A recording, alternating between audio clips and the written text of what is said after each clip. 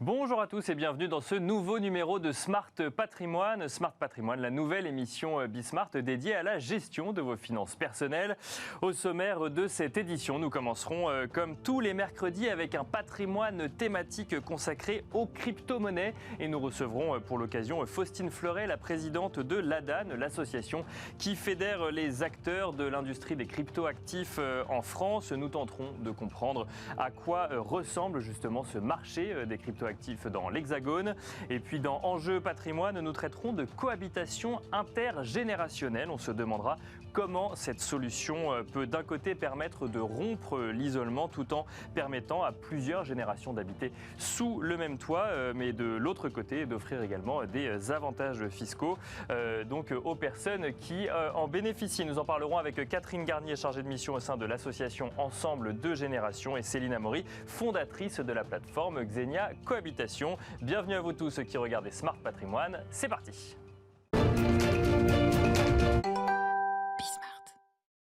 Et un patrimoine thématique donc consacré tous les mercredis à l'investissement dans les crypto-monnaies. Un rendez-vous qui nous semblait d'ailleurs assez essentiel tant la thématique des crypto-monnaies est récurrente chez les personnes qui cherchent à placer une partie de leur épargne, mais aussi parce que le monde des crypto-actifs peut être obscur pour encore beaucoup d'épargnants. Pour cela, nous avons donc le plaisir de recevoir dans Smart Patrimoine Faustine Fleuret, présidente de l'ADAN. Bonjour Faustine Fleuret. Bonjour Nicolas. Alors on va faire ensemble, on va essayer en tout cas de faire un état des lieux du marché des crypto-actifs en France. Peut-être juste avant, on peut commencer par rappeler définitivement rapidement ce que c'est que l'ADAN. Oui, l'ADAN, alors pour Association pour le développement des actifs numériques, c'est une association professionnelle qui, effectivement, vous l'expliquez, fédère les professionnels, les entreprises des crypto-actifs qui exercent en France. D'accord. Effectivement, un écosystème assez peu connu, et à ce stade, nous fédérons 74 entreprises. 74 entreprises françaises dans le marché, dans le domaine des crypto-actifs en France du coup. Alors françaises et étrangères, parce qu'il y a des acteurs également étrangers qui adressent le public français. D'accord, donc c'est effectivement une association qui fédère un petit peu toutes ces entreprises en lien avec le public français. Alors, si on parle des crypto-actifs, déjà, depuis le début, je ne parle pas de crypto-monnaie, je parle de crypto-actifs, mais c'est globalement la même chose finalement. Alors, oui et non. C'est vrai qu'on parle souvent des crypto-monnaies pour englober un ensemble très large et beaucoup plus large finalement. C'est vrai qu'on parle de crypto-monnaie parce qu'on connaît très bien le Bitcoin. C'est le premier des crypto-actifs, c'est celui qui a encore la part de marché la plus importante. C'est vrai qu'il fait souvent les gros titres et dernièrement pour plutôt des bonnes raisons, des investissements d'entreprises, alors plutôt outre-Atlantique, pour diversifier leur trésorerie. Donc c'est vrai qu'on entend beaucoup parler du Bitcoin et donc des crypto-monnaies puisque le Bitcoin est une crypto-monnaie. Cependant, les crypto-actifs, c'est beaucoup plus large. Si vous regardez, vous avez un peu plus de 9000 actifs aujourd'hui et on entend un tout petit peu plus parler de certaines autres catégories, les jetons non fongibles, les instruments financiers tokenisés, les stablecoins, notamment depuis l'annonce Facebook. On entend parler des NFT également dans le monde de l'art. Voilà, exactement, les jetons non fongibles et NFT, dans l'art, le sport, la culture en général. Donc effectivement, la palette des crypto-actifs est plus large que les seules crypto-monnaies.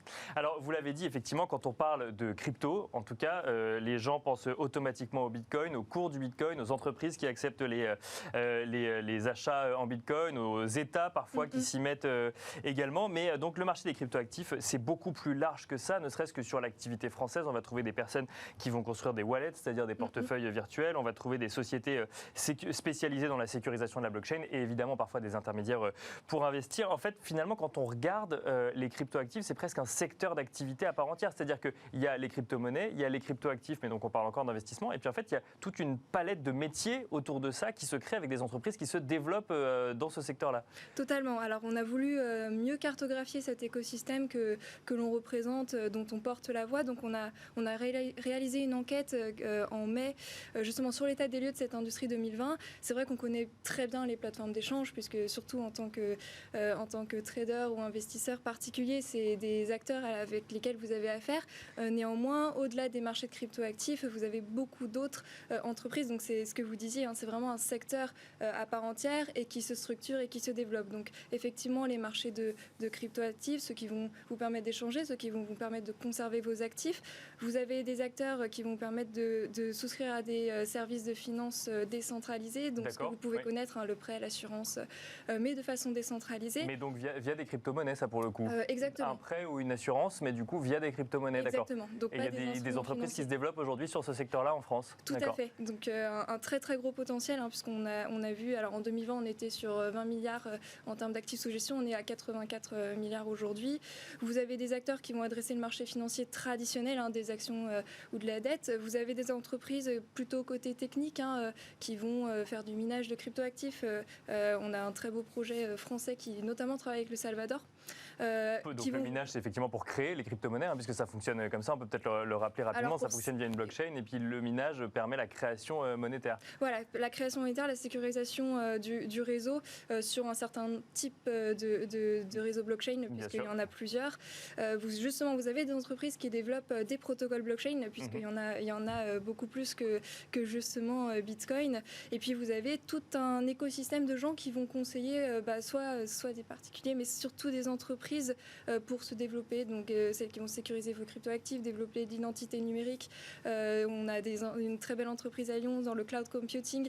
Donc vraiment, avec effectivement aussi beaucoup d'acteurs traditionnels qui vont regarder beaucoup les cabinets d'avocats, qui forcément avec la réglementation française, je ne sais pas si on ira dans le détail, mais il y en a besoin pour l'accompagnement juridique de ces entreprises et puis l'accompagnement stratégique. Voilà, donc un secteur au-delà des plateformes qu'on connaît. Assez vaste finalement, un secteur financier assez vaste. Alors effectivement, la réglementation, on en dira peut-être un mot également du Salvador. Juste avant, vous m'avez parlé de prêts, d'assurance, d'actions. C'est des termes qu'on entend régulièrement dans une émission sur le patrimoine. Là, c'est dédié aux crypto-monnaies. Est-ce que c'est connu du grand public, le fait de pouvoir souscrire un prêt en Bitcoin par exemple? Mais ça veut dire quoi? Par exemple, c'est un prêt à la consommation, c'est un prêt immobilier, c'est un prêt encore très peu connu pour un usage très précis.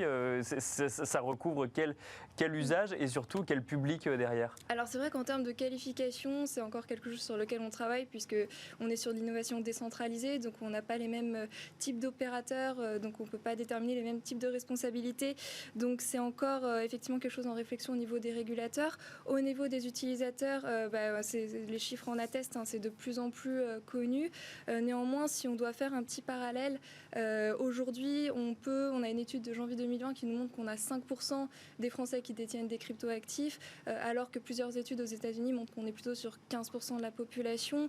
Donc on a quand même une adoption plus lente. Qui peut progresser, le marché français, qui est assez dynamique, mais qui peut encore progresser. Alors en fait, il y a beaucoup de demandes. Il y a beaucoup de demandes de la part des utilisateurs. Donc il faut encourager le développement des entreprises de l'offre française qui va pouvoir satisfaire justement cette demande. Alors vous parliez du Salvador, effectivement. Donc le Salvador accepte aujourd'hui, en tout cas, à communiquer sur le fait d'accepter les paiements en Bitcoin. Et derrière, il y a une société française, entre autres, qui l'accompagne. Alors ça, on le sait moins pour le coup. Elle s'appelle Big Block Data Center. Alors on en met une en avant, effectivement, dans cette émission. On en mettra d'autres plus tard. Mais du coup, ils se font accompagner.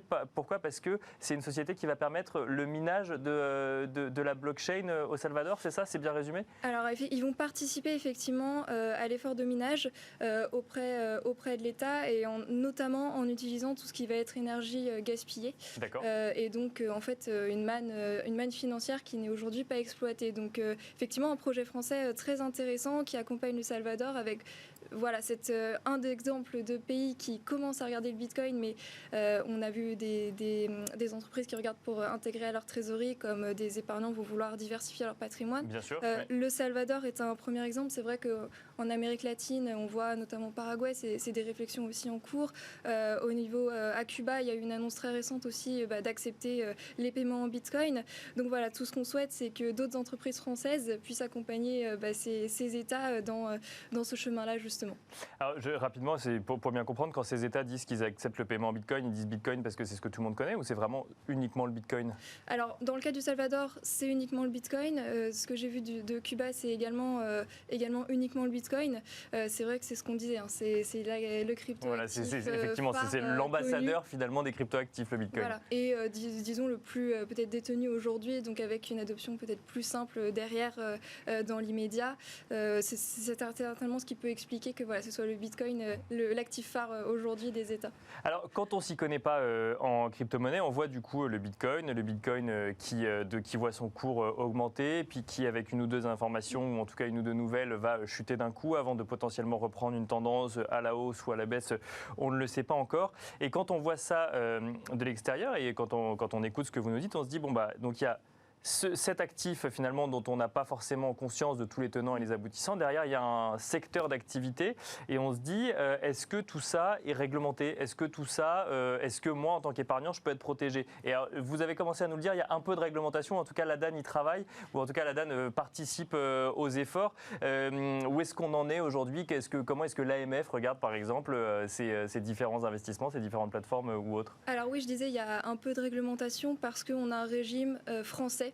Donc on réglemente les acteurs aujourd'hui qui s'adressent au public français. Donc ça c'est très tangible, c'est déjà en vigueur et c'est vrai qu'au niveau européen c'est en construction et notamment sur ce qui justement a été mis en place en France. Donc concrètement aujourd'hui, si vous voulez que quelqu'un conserve vos cryptoactifs ou si vous voulez négocier vos cryptoactifs, vous avez une liste de prestataires qui sont agréés par l'autorité des marchés financiers, c'est-à-dire qui sont autorisés à vous fournir vos services en tant qu'épargnant français. Donc c'est vrai que, et l'autorité des marchés financiers le rappelle, il faut rester vigilant et regarder qui sont ces prestataires enregistrés. Et qu'est-ce que ça veut dire ? C'est que ces prestataires, on a vérifié l'honorabilité et la compétence des dirigeants et des principaux responsables. On a regardé qu'ils respectent le dispositif européen, la réglementation européenne en matière de lutte contre le blanchiment et le financement du terrorisme. Donc c'est vrai qu'on est sur une industrie française aujourd'hui mieux disante parce que mieux réglementée et d'ailleurs bien plus prête que la plupart des autres acteurs européens à ce qui va arriver en termes de règles européennes. Donc finalement, une industrie ou un secteur d'activité qui se structure petit à petit. On commence à comprendre qu'il y a autre chose que le Bitcoin, en fait, que c'est la partie émergée de l'iceberg ou l'ambassadeur d'un monde beaucoup plus vaste. Merci beaucoup, Faustine Fleuret, de vous être prêtée à l'exercice de décrypter ce vaste monde en une dizaine de minutes pour Smart Patrimoine. Faustine Fleuret, je rappelle que vous êtes présidente de l'ADAN et merci à vous également d'avoir suivi Patrimoine Thématique. On se retrouve tout de suite dans Enjeu Patrimoine.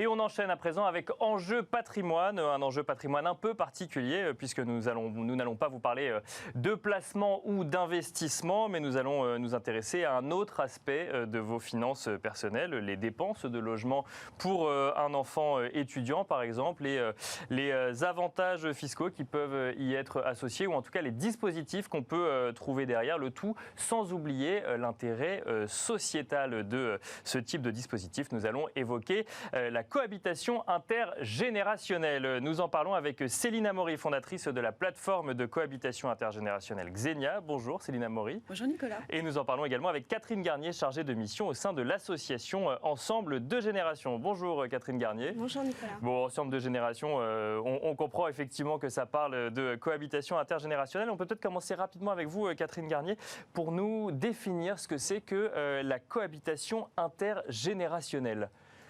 Tout à fait. Donc la cohabitation intergénérationnelle est née en Espagne et ensuite a été développée dans les années 2005 et 2006 en France. D'accord. Ensemble de Générations est un réseau national présent donc depuis 15 ans. Voilà, notre volonté est vraiment d'œuvrer dans la solidarité et permettre aux étudiants de se loger et de rompre la solitude des seniors. D'accord. Et donc en fait, on va mettre sous le même toit en fait une personne âgée et un étudiant. La personne âgée va accueillir l'étudiant finalement chez elle, mais va lui faire payer un loyer en contrepartie, c'est ça ? Voilà, tout à fait. Alors il y a différentes formules de cohabitation chez nous, puisqu'il y a la formule presque gratuite en échange de présence, une formule à 100 € en échange d'entraide et une formule à environ 300-400 € maximum. D'accord. En échange de ce qu'on appelle une veille passive, c'est-à-dire de services spontanés. Céline Amaury, vous avez du coup fondé la plateforme de cohabitation intergénérationnelle Xenia. Cette cohabitation intergénérationnelle, son objectif, c'était quoi ? C'était de lutter finalement contre l'isolement des personnes âgées? Parce que c'est issu finalement d'une loi, la loi Elan, finalement, cette possibilité de le faire. Tout à fait. En fait, on avait la possibilité de le faire avant la loi Elan. Bien sûr, oui, c'était prendre une chambre chez l'habitant, par exemple, ça existait déjà. Oui, la loi Elan a permis d'assouplir le contrat de cohabitation, a permis aussi une défiscalisation. Maintenant, Xenia, oui, j'ai souhaité absolument la créer, pour lutter contre la solitude des seniors et permettre aux jeunes de se loger dans de meilleures conditions avec des prix moins importants. Il faut savoir que traditionnellement, le budget d'un jeune est grevé de 60% pour son logement. Et très souvent, le jeune doit travailler pour payer son loyer. Et donc, c'est au détriment d'une implication plus importante dans ses études. Là, si on arrive à avoir des loyers, alors on est un petit peu comme Ensemble de Générations, on est en moyenne sur 300-400 euros mensuels. Ça permet aux jeunes de ne pas forcément avoir besoin de travailler et de se consacrer davantage. Et donc là, vous permettez aussi de réduire les inégalités entre jeunes qui ont les moyens et ceux qui n'en ont pas. Donc on a en fait d'un côté des logements qui sont donc occupés par des seniors, mais avec potentiellement une chambre en plus. De l'autre, on a des étudiants qui n'ont pas forcément beaucoup de moyens, qui ont ou pas des parents qui vont payer un loyer, mais donc du coup avec des disparités. Et en fait, on rassemble les deux sous le même toit pour permettre en fait d'un côté de lutter contre l'isolement des seniors et de l'autre de permettre d'offrir un loyer plus réduit finalement aux jeunes. Catherine Garnier, c'est bien ça. Même la solitude des étudiants. La solitude des étudiants, oui, effectivement, d'accord. Tout à fait, parce que beaucoup d'entre eux nous disent qu'ils n'ont pas envie de se retrouver seuls dans un petit studio ou une chambre. Et le fait d'être avec un senior, ils se sentent attendus le soir et se sentent de ce fait beaucoup moins seuls. D'accord, donc du coup ça permet de recréer un petit cocon un peu familial également d'un côté ou de l'autre. C'est quand même, alors vous parliez effectivement de Ensemble de Générations et des possibilités proposées. Pour autant, c'est un petit peu réglementé quand même la cohabitation intergénérationnelle. Est-ce que tout le monde y a le droit par exemple? Est-ce que à quel moment c'est forcément un étudiant? C'est forcément à quel moment on est considéré comme senior? Et comment est-ce qu'on met les deux personnes sous le même toit? Alors c'est vrai qu'on est encadré par la loi Elan depuis 2018 qui autorise la cohabitation intergénérationnelle à un jeune entre 18 et pas plus de 30 ans et à un senior de plus de 60 ans. D'accord, donc il faut forcément avoir entre 18 et 30 ans et pas plus de 60 ans. Les loyers également, Céline Amaury, sont encadrés ou le senior peut fixer comme il veut le loyer pour recevoir un étudiant sous son toit? Alors, je vais me permettre de compléter ce qu'a dit Catherine. Quand on parle de jeunes de moins de 30 ans, ça peut être également un jeune actif. D'accord. C'est pas forcément un étudiant, effectivement. Il n'y a pas besoin de montrer une carte d'étudiant à l'entrée pour bénéficier d'un logement. Voilà, un jeune actif, en fait, on a un critère d'âge, mais pas de statut finalement. Alors la loi Elan en fait, prévoit un loyer raisonnable, ne fixe pas de fourchette. En revanche, la loi Elan prévoit une défiscalisation pour le senior qui percevra un loyer qui est en moyenne, donc à Paris, 191 € du mètre carré par an et en région à 141 € mètre carré par an. Alors sur Xenia, on a créé un petit moteur de calcul, c'est plus facile pour nos hôtes. Donc ils rentrent le montant du loyer qu'ils envisagent et on arrive à calculer si une partie du loyer doit être fiscalisée ou pas. Donc en fait, ça veut dire que si on reste dans ces clous-là, donc 191 € par mètre carré par an ou 141 € par mètre carré par an ailleurs, hors Paris, on aura un avantage fiscal. En fait, le loyer n'est pas fiscalisé. Il n'est pas fiscalisé. Il ne rentre pas dans les revenus du senior. Alors, ça. Et vous dites que le senior, c'est plus de 60 ans, c'est ça? Plus de 60 ans. Donc il n'est pas forcément encore retraité en plus à ce moment-là. Il n'est pas forcément retraité.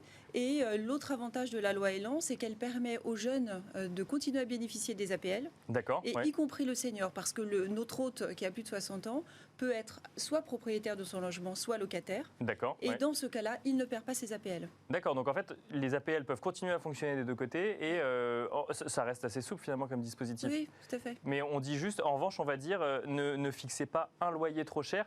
Catherine Garnier, vous l'avez cité un petit peu en introduction, vous avez différents prix, entre guillemets, voire même qui va jusqu'à la gratuité, avec cette notion presque la gratuité, avec cette notion d'échange de services. Donc ça veut dire quoi? Ça veut dire que du coup, on a un senior et un jeune sous le même toit. Les deux, effectivement, peuvent recréer un cocon familial, comme on a parlé. Il y a une incitation fiscale et pas que, parce qu'il y a effectivement surtout une incitation sur le fait d'avoir des loyers raisonnables, et ça change effectivement tout. Mais derrière, ça ne s'arrête pas là. En fait, on n'est pas juste sur une colocation. On va également chercher à créer de l'échange via des services. Qu'est-ce que ça veut dire, des services entre deux personnes qui ne se connaissent pas sous le même toit? Mais en fait, tout dépend à la formule à laquelle vous adhérez. Enfin, l'étudiant va adhérer et le senior.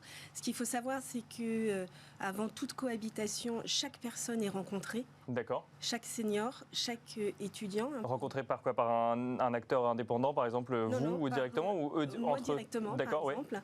Ouais. Donc, pour bien comprendre leurs attentes, leurs besoins et les aider dans leur démarche, et donc les orienter vers la formule qui leur sera la mieux adaptée.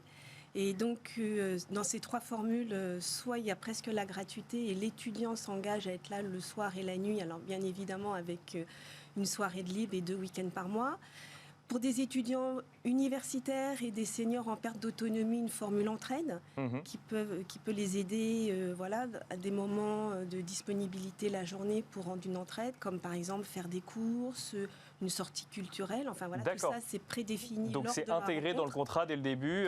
Vous pourrez également m'aider à faire des courses ou m'emmener au théâtre ou autre, si, au moins une fois par semaine. C'est prévu dès le début, d'accord. Tout à fait. Et là, c'est 150 € par mois, enfin entre 100 et 150. Et puis après, nous, ce qu'on appelle la veille passive, l'étudiant est là pour une aide spontanée. C'est donc une formule à 300, 350 € par mois. D'accord, donc en fait, effectivement, ce qu'on ne paye pas en argent, et même si les loyers sont relativement modestes, effectivement, on va le retrouver finalement dans des services rendus, et on va contractualiser presque à l'avance la relation qu'il va avoir entre le senior et l'étudiant. C'est vrai qu'il y a vraiment cette idée de l'attention de chacun portée à l'autre. C'est cette relation harmonieuse, pour que le but, c'est que des liens se tissent et avoir le sentiment d'être chez sa troisième grand-mère et puis d'accueillir son Xème son troisième grand-père. Ça marche son aussi. Troisième grand-père, tout à fait. Et d'ailleurs, c'est une vraie question. C'est chez une personne isolée, chez un ou une senior isolée, ou ça peut être chez... Il y a des couples. Il y a des couples également qui... Mais la démographie fait qu'il y a beaucoup de femmes seules. Bien sûr. On a de plus en plus d'hommes, quelques couples. Mais c'est beaucoup de femmes seules. Céline Amaury, sur cette notion de service, même question, vous aussi, vous fonctionnez de la même manière en disant, en fonction du loyer, il y aura plus ou moins de services à rendre. Là, cette notion de service, si je comprends bien, elle n'est pas contractualisée par une loi, elle n'est pas encadrée, c'est vraiment en fonction de chacun des acteurs. Mais l'idée, c'est quand même de promouvoir ce lien sous le même toit. Oui, alors la loi Elan est assez claire aussi là-dessus, sur ce sujet-là. Donc on parle vraiment de participation financière contre service, menu service. D'accord, donc c'est précisé, c'est pas juste, vous n'êtes pas à l'hôtel, entre guillemets. Non, tout à fait. Alors chez nous, c'est la même chose. En revanche, nous, on n'a pas de différents tarifs. Le senior fixe le tarif qu'il souhaite. D'accord. On lui rappelle toujours qu'on est dans une démarche solidaire et qu'on est là pour aider le jeune. Et du coup, vous rappelez aux jeunes que c'est une démarche solidaire et de rendre service aussi. Oui, alors, très clairement, chez Xenia, on a une charte avec des valeurs. Le jeune qui n'adhère pas à ces valeurs, nous ne le prenons pas. D'accord. Nous aussi, on les rencontre, on rencontre nos seniors et nos jeunes. Et là encore, les services sont déterminés au départ. Alors nous, ça va être un petit peu plus souple. Mais tous les services qui doivent être rendus sont prévus dans le contrat pour pas qu'il y ait de mauvaises surprises en cours de route. D'accord, ok. Donc il est très important de contractualiser finalement la relation, même si, en même temps, c'est normal, il y a un avantage. On peut avoir et ses APL et un loyer peu cher, ou alors et ses APL et ensuite un avantage fiscal du fait de louer une partie, alors qu'on loue une partie de son logement. Et donc du coup, on se dit, on contractualise et la relation est claire dès le début. Ça permet de respecter l'engagement. Ça permet de respecter l'engagement. Et justement, cet engagement, il dure combien de temps? Comme on parle d'étudiants, on est sur des années scolaires, on est sur... De septembre à fin juin. De septembre à fin juin, on est vraiment sur une année scolaire. Oui, renouvelable. Alors certains peuvent... Moi, j'en ai qui ont signé carrément pour 3 ans. D'accord, ok, on peut. Et puis, oui. Donc après, ça dépend de ce que chacun des acteurs peut proposer, mais on n'est pas non plus dans quelque chose de réglementé. Non, pas du tout. C'est très souple. Et puis, on peut s'adresser également à des stagiaires. On a aussi signé avec des jeunes qui étaient là pour 1 mois. D'accord. Ce qui est pas mal aussi pour le senior, quand c'est sa première expérience, 1 mois, ça lui permet de savoir si c'est une formule qui lui convient pour poursuivre ensuite avec nous. Alors, vous avez, vous représentez en tout cas toutes les deux des moyens de mettre en relation un senior et un jeune. Du coup, comment est-ce qu'ils se rencontrent et qu'est-ce qui se passe avant qu'ils se rencontrent? On va peut-être commencer avec vous, Catherine Garnier, puis ensuite Céline Amaury. Donc du coup, vous disiez que d'abord vous les rencontrez, donc finalement vous choisissez les gens qui vont pouvoir être éligibles à ce service d'un côté puis de l'autre, et ensuite vous les mettez en relation, c'est ça? Voilà, c'est vrai qu'on est chez Ensemble de Génération vraiment dans l'accompagnement humain personnalisé. Donc les étudiants nous envoient un dossier de candidature que l'on étudie, on les reçoit ensuite en entretien individuel pour bien comprendre leur motivation, si le choix de la formule est bien la sûr, bonne. Ouais. Si y a pas que, si ça n'est pas motivé que par une volonté de payer un peu moins cher son loyer. Tout à fait, parce que c'est vrai que, comme on disait, il y a vraiment cet engagement à respecter. Et puis, côté senior, ils nous contactent. Alors, très souvent, ce sont les enfants de seniors qui nous contactent. D'accord. Parce que les aidants familiaux ont une grande place dans la cohabitation intergénérationnelle, parce que pour eux, c'est vraiment une solution à l'accompagnement de leurs proches parents. Donc c'est pas les seniors directement qui vont vous dire ma chambre est disponible, je serais content d'avoir quelqu'un à qui je pourrais louer cette chambre-là. Ça vient très souvent de l'entourage, des enfants. D'accord. Et donc on rencontre au domicile du senior pour bien discuter, échanger, faire connaissance et pareil envisager la solution la plus adéquate. Et une fois qu'on a nos 2 fichiers, notre mission est vraiment de trouver le meilleur binôme possible en fonction de tous ces éléments et de présenter à l'étudiant et au senior la personne la plus adaptée. Ils se rencontrent sans nous, parce qu'on estime qu'on peut faire interface et ça leur permet de mieux se découvrir. Et à l'issue de cet entretien, ils nous disent s'ils sont d'accord ou pas. Et dans 98% des cas, ils sont d'accord parce qu'il y a tout ce travail justement qui a été fait en amont. Donc pour justement faire un matching de bonnes personnes. Céline Amaury, même question, surtout que vous avez monté une plateforme. Une plateforme, c'est digital. On imagine que pour les jeunes, l'usage est assez pratique, mais du coup, pas forcément moins, on imagine, peut-être à tort, mais peut-être un peu moins du côté des seniors. Comment est-ce que ça se passe, du coup, ce matching entre les deux parties? Oui, alors Xenia, effectivement, a voulu monter une plateforme pour des questions de commodité pour les jeunes, mais également pour les seniors. Effectivement, certains ne sont pas digitalisés. On a aussi un numéro de téléphone, on peut nous joindre facilement, on fait l'inscription en ligne. On fonctionne un petit peu de la même façon qu'Ensemble de Génération. Donc il y a une sélection en amont. Il y a une sélection en amont. On a tous nos utilisateurs s'inscrivent sur la plateforme ou par téléphone. On a un questionnaire avec eux. L'idée, c'est de fonctionner un petit peu comme un site de rencontre, donc vraiment faire matcher sur des affinités, des hobbies, des passions. Sur des passions. C'est hyper important. Okay. Vous savez, on recrée un couple, Catherine l'a dit, on crée un cocon familial. On est vraiment dans une relation grands-parents, petits-enfants. Bien sûr. On forme des belles histoires. Et c'est important, le duo va vivre 9 mois, 10 mois, voire plus ensemble. C'est important qu'il y ait des sujets communs qui les rassemblent, aussi pour organiser des sorties, pour avoir un sujet de conversation. Et puis, quelque chose d'important, dans la création de cet échange, si on arrive à faire matcher un jeune qui a des études dans le même domaine d'activité qu'avait le senior, ça permet aussi du mentorat. Et puis bien sûr, et de l'accompagnement derrière professionnel ou autre. Voilà, et de faire bénéficier d'un réseau. Alors, effectivement, c'est déjà la fin d'Enjeu Patrimoine, mais effectivement, c'est un élément important de faire jouer au-delà effectivement de l'instant T, potentiellement une aide pour le futur du jeune en question. Il y a l'expérience d'un côté et il y a une demande. Exactement, la transmission du savoir. Merci beaucoup. En tout cas, Céline Amaury, fondatrice de la plateforme de cohabitation intergénérationnelle, donc Xenia, mais donc Xenia Cohabitation, le nom de la plateforme. Merci Catherine Garnier, chargée de mission au sein de l'association Ensemble de Génération. Merci à toutes les deux de nous avoir fait découvrir du coup cette cohabitation intergénérationnelle. Et quant à nous, on se retrouve tout de suite après une courte page de pub.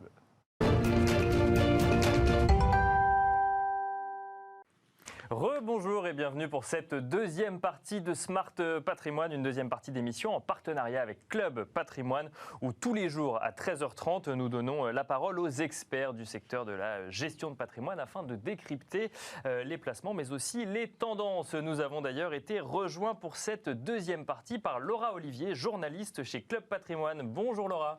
Bonjour Nicolas, bonjour à tous et merci d'être avec nous pour cette deuxième partie de Smart Patrimoine.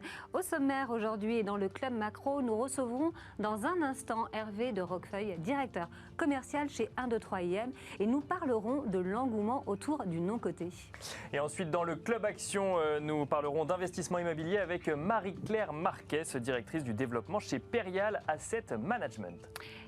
Et restez bien avec nous jusqu'à la fin dans le Club Expert, notre chroniqueur du jour, Franck Fargerel, qui est le président de la financière des Cévennes, nous parlera du fonds de la semaine. Et ce que je peux déjà vous dire, c'est qu'on ira du côté des marchés émergents.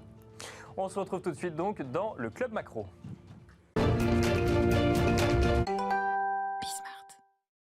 Et merci d'être avec nous dans le Club Macro. Notre invité vient de nous rejoindre, c'est Hervé de Roquefeuille, directeur commercial chez 123IM. Bonjour Hervé. Bonjour. Bonjour à tous les deux. Hervé, avec vous, on va parler de capital investissement. Est-ce que vous avez vraiment remarqué cet engouement dont on parle grandissant autour du non-coté? Est-ce que ça vient du fait que ce sont des actifs tangibles? Est-ce que c'est ça la raison? C'est ça la raison de l'engouement? J'ai envie de dire, il y a plusieurs raisons. Effectivement, on constate depuis maintenant, on va dire une dizaine d'années, un attrait fort pour la classe d'actifs du non-coté qui s'est grandement accéléré depuis 4-5 ans. J'ai envie de dire, il y a des effets marché et puis il y a des effets société. Sur les effets marché, j'ai envie de dire, on a effectivement aujourd'hui, notamment avec la loi Pacte que vous connaissez, la démocratisation de cette classe d'actifs du non-coté qui historiquement était réservée, on va dire, à une clientèle très institutionnelle ou à des grands privés. La vocation du gouvernement, c'était justement de démocratiser cette classe d'actifs, la rendre la plus accessible possible. Et aujourd'hui, vous pouvez effectivement faire du non-coté, faire du private equity dès 5 000 euros, là où à une certaine époque, c'était réservé à des tickets d'entrée à plusieurs millions d'euros. Donc il y a ce premier aspect-là. Il y a un deuxième aspect aussi qui est l'environnement de taux qu'on connaît. Effectivement, la baisse des rendements sur les classes d'actifs traditionnelles pousse mécaniquement les investisseurs vers des classes d'actifs avec un petit peu plus de risques pour aller chercher du rendement. Et c'est vrai que là, on bénéficie effectivement de la baisse des rendements sur les classes d'actifs traditionnelles. Et puis, j'ai envie de dire aussi le fait que le non-coté se soit ouvert sur des enveloppes dans lequel on n'était pas forcément historiquement. Je pense notamment à l'assurance vie. Aujourd'hui, on arrive à pénétrer ce marché de l'assurance vie, notamment française, en mettant justement du non-coté dans cette classe d'actifs et dans cette enveloppe assurantielle. Donc ça, c'est aussi, ça permet d'augmenter la visibilité de la classe d'actifs. Ça, c'est avec Lombard International Assurance, c'est ça? Alors, notamment aussi sur la partie effectivement Luxembourg avec Lombard International, mais sur la partie française, on le fait avec AXA, que je remercie, qui nous fait confiance notamment sur un de nos véhicules.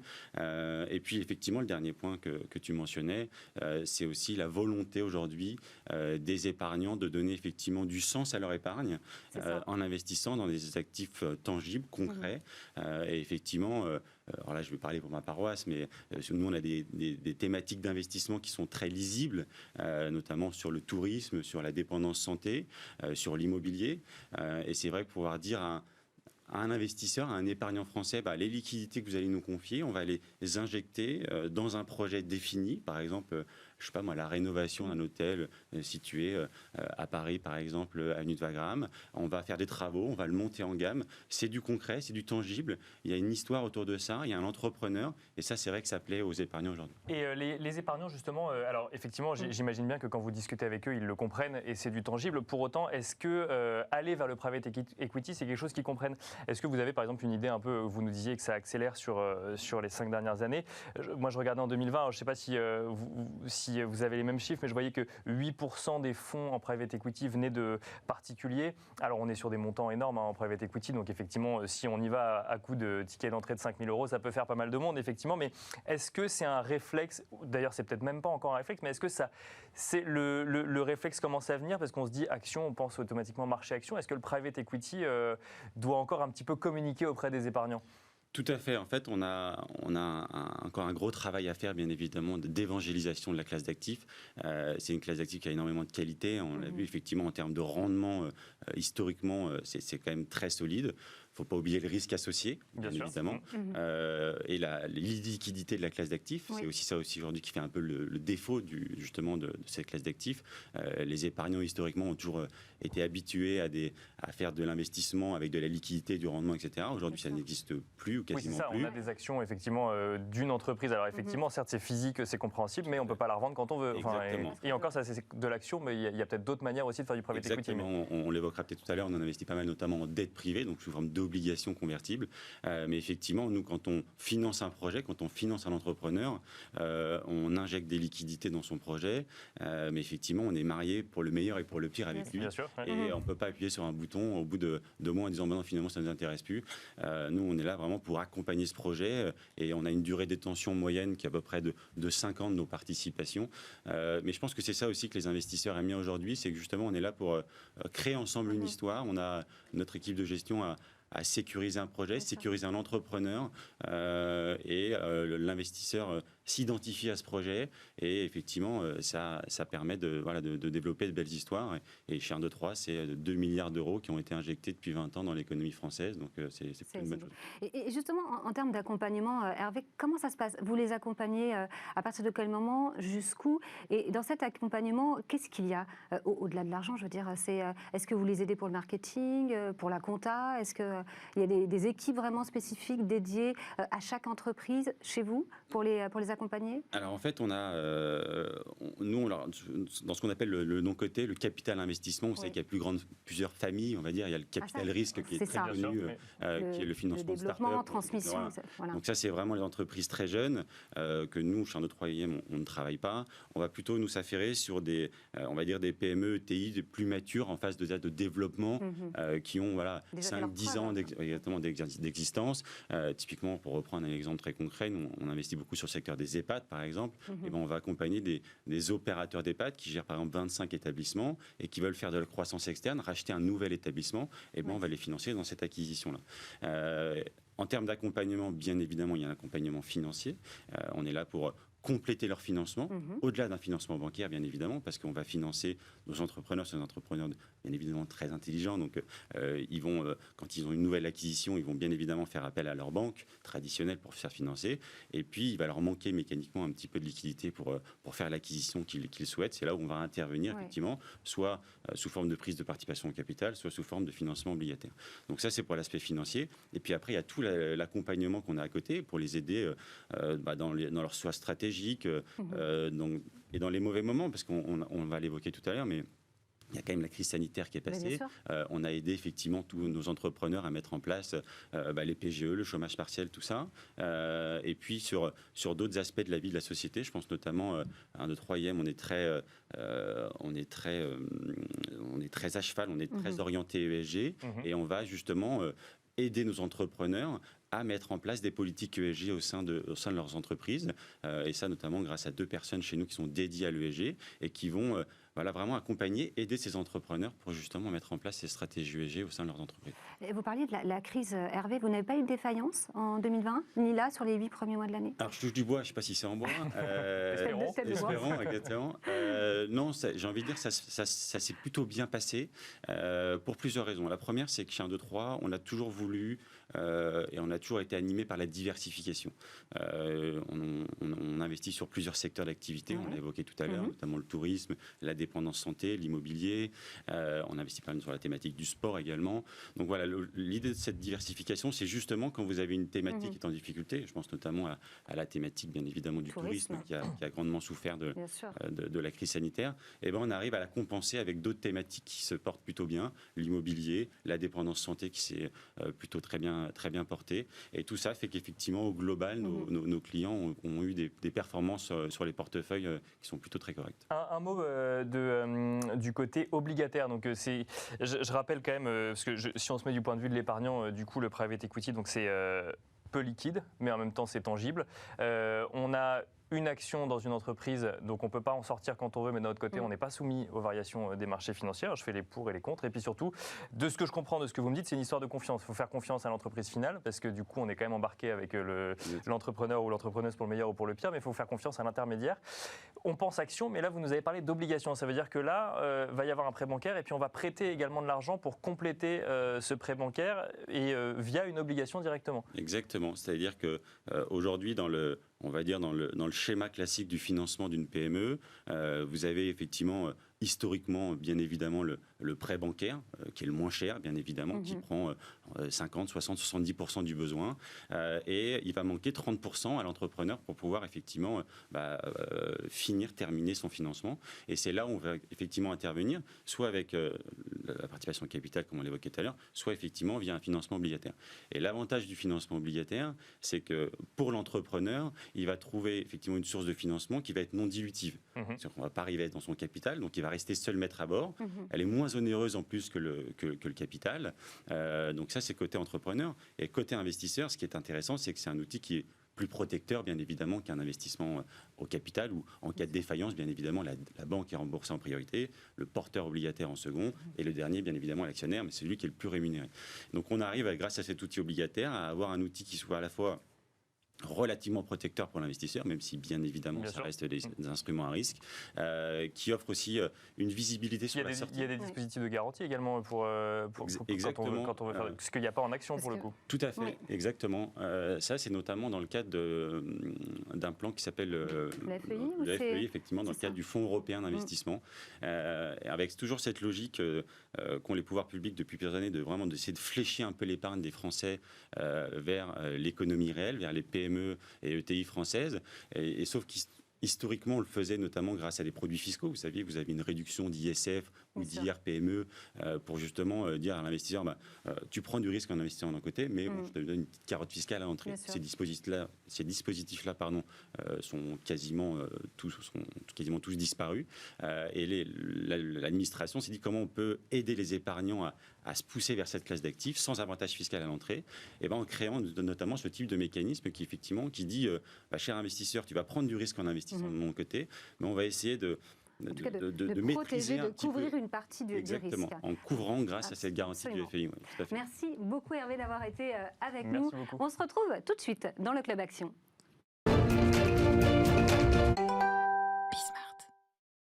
Et c'est parti à présent pour le Club Action, un Club Action avec Marie-Claire Marquez, directrice du développement chez Perial Asset Management. Bonjour Marie-Claire Marquez. Bonjour. Bonjour Marie-Claire. Bienvenue sur ce plateau. Perial Asset Management qui est spécialisé dans l'investissement immobilier et notamment principalement au moyen de SCPI, même si vous ne faites pas que ça, il y a aussi un peu de SCI. Vous proposez au moins 4 SCPI, une qui concerne le Grand Paris, une autre spécialisée dans l'hébergement et 2 spécialisées dans l'immobilier professionnel. Alors, il y en a une même qui fait de l'immobilier professionnel ISR, on aura peut-être l'occasion d'y revenir. Juste avant, moi, j'aimerais revenir sur la thématique de l'investissement en immobilier professionnel. Immobilier professionnel, ça peut être des bureaux, ça peut être des commerces. Je pense qu'il y en a effectivement dans ces 2 SCPI. On peut se poser la question en 2021, de comment elle se porte, sachant que d'un côté, on a l'essor du commerce en ligne et de l'autre, on a l'essor du télétravail. Et on se dit, est-ce que c'est toujours des thématiques d'investissement aussi porteuses en 2021 ? Alors, la partie investissement en bureau, aujourd'hui, effectivement, a un enjeu majeur avec le télétravail. Ce qu'on constate aujourd'hui, d'abord, c'est très différent entre les PME, les ETI, entre, effectivement, Paris, région parisienne et la province. Ce qu'on peut dire, c'est que le télétravail, aujourd'hui, n'a fait qu'accélérer les tendances qui étaient déjà inscrites sur l'immobilier de bureau. A accéléré cette tendance du télétravail. Exactement. Et on avait anticipé ces éléments-là, puisque de plus en plus, les entrepreneurs veulent mettre en place ce télétravail, mais ont conscience que le bureau est vraiment un lieu de vie dans lequel on peut effectivement créer pour l'entreprise, créer cet esprit d'entreprise qui est hyper important. Et donc les bureaux changent aujourd'hui. La demande des locataires, ils ont besoin d'avoir des bureaux qui sont d'abord bien placés, proche des centres-villes, proche des transports en commun. Donc le bureau ancienne mode, en seconde couronne parisienne, c'est aujourd'hui très compliqué. Et donc nous, on avait anticipé au-delà, avant même la crise de Covid, on avait anticipé ces grandes tendances et on avait effectivement déjà veillé à plutôt acheter des immeubles de bureaux qui sont modernes, qui sont bien sûr peu consommateurs d'énergie, parce que ça c'est aussi une autre tendance très importante. C'est important, ouais. Et c'est important pour nous. Et puis effectivement des bureaux modulables, parce que l'idée c'est que ça devienne complètement des lieux de vie, puisqu'on a toute une frange de salariés qui veulent, et des entrepreneurs qui veulent faire revenir leurs collaborateurs au bureau, et le télétravail est très adapté pour certaines catégories de postes qui sont des postes effectivement de back-office, où là c'est très facile de le mettre en place en télétravail, et d'autres typologies de postes qui sont plus compliquées. Donc le bureau change, mais ça reste cœur dans les allocations, dans les investissements. Donc la demande est toujours là, mais on cherche plus les mêmes bureaux en fait, c'est ça, on cherche des bureaux pour se réunir, et potentiellement des bureaux encore plus pratiques qu'avant. Alors modulables, et surtout dont la situation est encore plus pratique qu'avant, c'est ça ? Exactement. Alors, grosse autre ambition chez vous, Marie-Claire, c'est d'être le leader sur l'immobilier responsable. Ça, c'est quelque chose qui est très important chez vous. Il y a PFO2 qui a été labellisé ISR récemment, mais ça fait déjà 10 ans que vous faisiez vraiment, que vous étiez très, très intéressé par l'immobilier responsable. Là, vous avez lancé une SCI, ça c'était cet été, juste avant l'été, il me semble, c'est bien ça, Perial Eurocarbone. Déjà, pourquoi cette envie d'être si présent sur l'ISR, qu'est-ce qui est si important à vos yeux? Mais également, pourquoi une SCI, puisque vous aviez une SCPI? Déjà, j'aimerais bien que vous nous rappeliez aussi quelle est peut-être la différence entre les deux, et après le pourquoi cette SCI, justement. Alors, ça fait partie vraiment de l'ADN de Perial, d'avoir été un peu précurseur il y a déjà 12 ans, et d'avoir lancé la SCPI PFO2, qui était effectivement investie sur des immeubles dont l'objectif, on se donnait comme objectif de baisser de 40% la consommation d'énergie des immeubles dans les 8 ans suivant leur acquisition. Donc c'est ça, l'immobilier ISR, c'est moins consommateur d'énergie en fait. Moins consommateur d'énergie, puisque d'abord on a une réglementation qui est très forte aujourd'hui, et qui est pour effectivement avoir des immeubles de moins en moins consommateurs d'énergie, orientés vers également aussi le bien-être des utilisateurs. Et Perial, on était déjà précurseurs il y a 12 ans d'avoir mis en place cette SCPI. C'est la seule SCPI du marché à avoir vraiment intégrer cet objectif de baisse de 40% de la consommation d'énergie des immeubles. Et on le fait, puisque on a déjà 12 ans d'historique, et on réussit à le faire. Et c'est vrai que quand le label ISR immobilier est apparu l'année dernière, on a naturellement fait partie parmi des premiers à avoir ce label ISR immobilier qui vient valider cette stratégie d'investissement. Sur la partie, donc avec la SCI Perial Eurocarbone, on va encore plus loin, puisque toujours dans cette volonté d'être toujours précurseur, et on investit toujours dans des immeubles de bureaux dans les grandes métropoles européennes qui sont effectivement de qualité et peu consommateurs d'énergie. Donc on a un axe, c'est d'éviter des immeubles trop consommateurs. Et puis après, on peut aussi mettre en place des actions de réduction de la consommation d'énergie à travers des travaux. Et puis, on va compenser. C'est-à-dire que les émissions carbone qu'on ne pourra pas réduire, on va le compenser. On a mis en place un partenariat avec EcoAct qui permet, à travers des financements, par exemple, de projets de reforestation en Europe ou en Afrique, de pouvoir faire de la compensation carbone. L'objectif étant de viser le zéro carbone sur cette SCI. Alors, cette SCI, la différence avec la SCPI, c'est une SCI qui est effectivement disponible à travers l'assurance vie. Pour les particuliers. Aujourd'hui, on a mis en place un partenariat avec le premier assureur, c'est Spirica, à travers des contrats de UAF Life. Et ça permet aux particuliers d'investir dans une unité de compte qui s'appelle donc Perial Eurocarbone, qui est une SCI qui investit en direct dans des immeubles de bureaux. Donc, parmi les différentes unités de compte à disposition d'un particulier aujourd'hui, ça lui permet d'investir dans cette SCI dont l'objectif est de faire 4% de performance annuelle. Et donc, c'est une SCI immobilière et qui permet de diversifier par rapport à la diversité des unités de compte qui sont disponibles dans un contrat d'assurance vie. En termes de performance, ça va être assez similaire à ce que vous faites avec vos SCPI ? Oui, on a globalement dans l'univers des SCPI, vous voyez la moyenne l'année dernière, l'ensemble des SCPI en moyenne de bureaux ont délivré 4,18% de rendement l'année dernière. Sur PFO2, on était à 4,50 l'année dernière. Quand vous dites la moyenne, c'est chez Perial ou la moyenne générale ? En général, d'accord, exactement. Et sur PFO2, on a délivré l'année dernière 4,50 de rendement.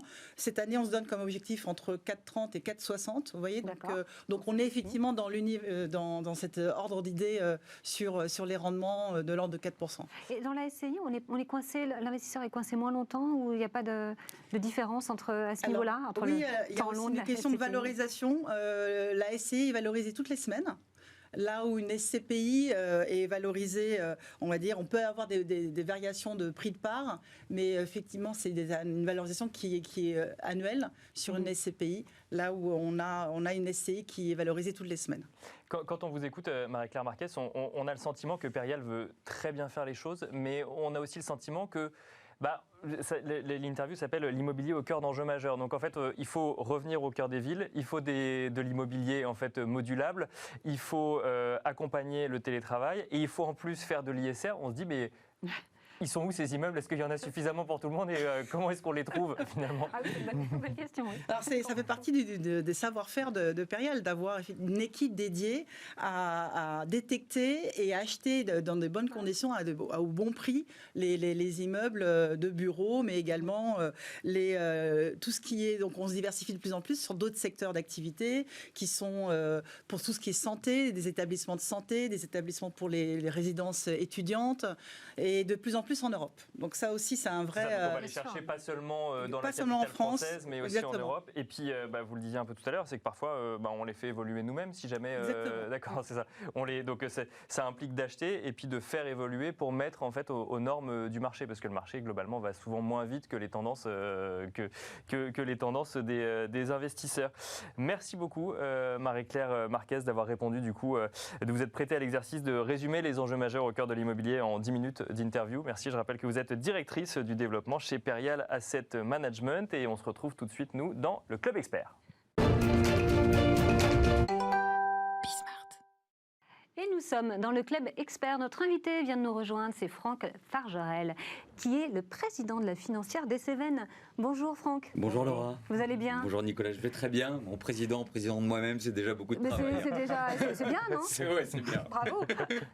Vous êtes avec nous pour le fonds de la semaine. Déjà, quel fonds vous avez choisi ? Et puis après, au-delà de ça, j'aimerais bien que vous nous parliez peut-être de la société de gestion qui est à la tête de ce fonds. D'accord. J'ai choisi le fonds GEM China de la société GEMway Asset Management. C'est une société de gestion française, encore à taille humaine, qui est basée sur un processus dit de stock picking. Donc le stock picking, pour nos téléspectateurs, c'est leur capacité à aller à la rencontre des sociétés, c'est-à-dire rencontrer le management, pas simplement le top management, puisque vous avez des présidents qui sont toujours ravis de recevoir des investisseurs, mais également le middle, donc de comprendre vraiment la stratégie, ensuite de faire une analyse fondamentale des comptes de la société, puis de bien comprendre le développement d'elle-même.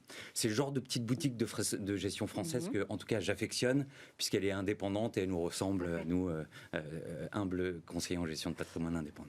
GEM China, bon, je pense que la thématique d'investissement est assez claire. On parle de Chine. C'est d'ailleurs assez intéressant de voir que la première chose que vous mettez en avant, c'est le fait d'aller à la rencontre des dirigeants. Pourquoi, du coup, aller chercher un fonds en Chine ? Alors, c'est une bonne question. Alors, tout d'abord, l'équipe de gestion possède 2 Chinoises dans les analyses, c'est important. Rappelons-nous que la Chine, c'est quand même la seconde économie mondiale, avec un PIB de 16 493 milliards de dollars, ces chiffres sont exacts. Derrière les États-Unis qui occupent la première place. La France vient de faire son apparition à la 5e place en termes de PIB. Donc, la Chine représente 20% de l'économie mondiale et 11% de la capitalisation boursière. Elle est devenue trop grande et trop importante pour être ignorée dans une allocation d'actifs correctement diversifiée. Alors, c'est vrai que la Chine fait beaucoup parler d'elle ces derniers temps. Est-ce que vous pensez que c'est le bon moment aujourd'hui pour aller investir en Chine ? Alors, très bonne question, Laura. Si vous me permettez un petit laïus, je pense qu'il est toujours, c'est toujours le bon moment d'investir, avec des règles très simples, fractionner ses investissements et bien diversifier. Investir, oui, mais sur la Chine Alors, sur la Chine, quand l'économie pèse 20% de l'économie mondiale, vous ne pouvez pas vous passer, en tout cas sur la partie action, d'une partie en Chine. Je pense qu'en effet, c'est le bon moment, puisque les marchés ont été secoués cette année, pour 2 raisons principales. La première, le renforcement de la régulation, pardon. Donc ils ont arrêté les lois, enfin ils ont mis en place la loi antitrust pour éviter les positions dominantes. Ils ont arrêté l'introduction en bourse du groupe Ant Group, quand même. Pékin a tapé du poing sur la table pour reprendre. Oui, justement, c'est pas forcément rassurant pour les investisseurs de voir qu'une entreprise peut du coup être freinée d'un coup d'un seul dans sa croissance par le gouvernement. Alors, en effet, c'est pas rassurant. Et quelque part, puisque si le gouvernement régule un peu le marché chinois, ça veut dire que toutes les questions qu'on pouvait se poser sur la sombritude du marché chinois deviennent de plus en plus claires, et c'est pour ça, je pense, que le gouvernement va faire ça. Au moins l'environnement est clair, c'est ce que vous nous dites. Au moins on sait où on va. Un peu plus de visibilité. Et justement, la Chine, elle a plusieurs particularités pour les investisseurs. C'est vrai qu'on n'investit pas en Chine de la même manière qu'on investit en France. Il faut connaître ce marché et il faut savoir un peu où est-ce qu'on va. Est-ce que vous pouvez nous dire un petit peu quelles sont les particularités du marché chinois pour les investisseurs ? Alors, pour les investisseurs, le marché chinois a 2 particularités. Déjà, c'est la divergence de son cycle économique due à la prépondérance de son marché intérieur. Rappelons-nous, 1,4 milliard d'habitants en Chine, donc un marché intérieur très puissant, une consommation en berne. Et une volonté du gouvernement de s'appuyer de plus en plus dessus, effectivement. Exactement, on parle de la classe moyenne, le China Consumer, depuis quelques années. Le second point qui est quand même très important, c'est la totale dépendance de la Banque centrale chinoise, qui ne correspond pas au même mouvement que les banques centrales des pays développés. Ce qui font 2 facteurs, je pense, intéressants pour les investisseurs vers le marché chinois. Alors du coup, il y a quand même une question importante, c'est côté performance. Comment ça se passe ? L'année passée, puis là, sur les 8 premiers mois de l'année. Oui, alors le fonds GEM China a allégé ses titres Internet fin 2020, donc elle a réussi à résister un peu à la secousse qu'on a connue en 2021. Le fonds est à avant-hier moins 4%, alors que son indice de référence est à moins 9%. Donc on peut vraiment féliciter les équipes de gestion de Gemway. Et quant à l'année dernière, alors performance plus 39, alors que l'indice faisait plus 22. Donc en plus d'être surperformé l'indice. Exactement. L'équipe de gestion 2A, double A chez Citywire, 5 étoiles Morningstar, et également c'est un des 2 seuls fonds Chine à avoir le label ESG ISR. Donc je pense que ça fait. C'est toute la gamme chez eux, je crois, qui est justement. Exactement. Ils ont en tout cas cette prédominance dans leur type de gestion. Ça en fait une bonne raison pour Cocorico mettre en avant cette société de gestion française. Société de gestion française, mais investie en Chine. Bon, c'est intéressant quand même quand on lit toute l'actualité économique de voir que finalement, il y a des gens qui disent ok, bon, le gouvernement chinois prend telle ou telle décision, c'est peut-être à l'encontre de la croissance des grosses entreprises ou autres, mais globalement, en tant qu'investisseur, ça veut dire qu'on sait où on va. C'est un discours qu'on a un peu moins entendu et je trouve ça intéressant de l'entendre. J'ai envie pour finir, on a un peu plus de visibilité, même si la Chine garde quelques aspérités et une particularité qui font que c'est un marché totalement différent du nôtre. Donc on va sur les marchés émergents. Oui. Merci beaucoup Franck Fargerel. Je rappelle donc que vous êtes président de la financière des Cévennes. Vous nous avez présenté le fonds GEM China, fonds que vous avez choisi du coup aujourd'hui. Et c'est déjà la fin de Smart Patrimoine. Un plaisir encore de l'animer à vos côtés aujourd'hui, Laura. Et un plaisir de partager encore. Et merci à vous de nous avoir suivis. On vous donne rendez-vous du coup demain pour un nouveau numéro de Smart Patrimoine. Merci Franck.